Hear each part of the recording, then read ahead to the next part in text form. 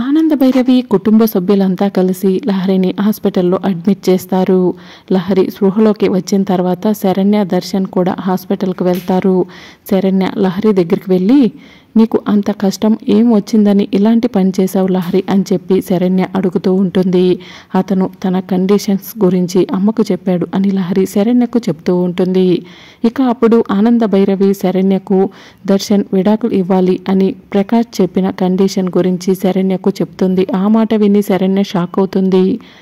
నువ్వు అన్నయ్య విడాకులు తీసుకోవడం కన్నా బ్రతకడమే అనవసరం అనిపించింది వదిన, అందుకే సూసైడ్ చేసుకోవాలనుకున్నాను అని లహరి శరణ్యకు చెప్తూ ఉంటుంది. లహరి, నువ్వేం బాధపడకు, కాపాడే శక్తి అవకాశం చేతుల్లో ఉంది అని శరణ్య లహరికి చేతిలో చెయ్యేసి మాట ఇస్తుంది. ఇదంతా కూడా ఆనంద భైరవి దూరం నుంచి చూస్తూ ఉంటుంది. మరి శరణ్య లహరిని ఎలా కాపాడనుంది, ఏం జరగనుందో తెలుసుకోవాలనుకుంటున్నారా? అయితే ఛానల్ని సబ్స్క్రైబ్ చేసుకుని సపోర్ట్ చేయడం మర్చిపోకండి. Thank you for watching.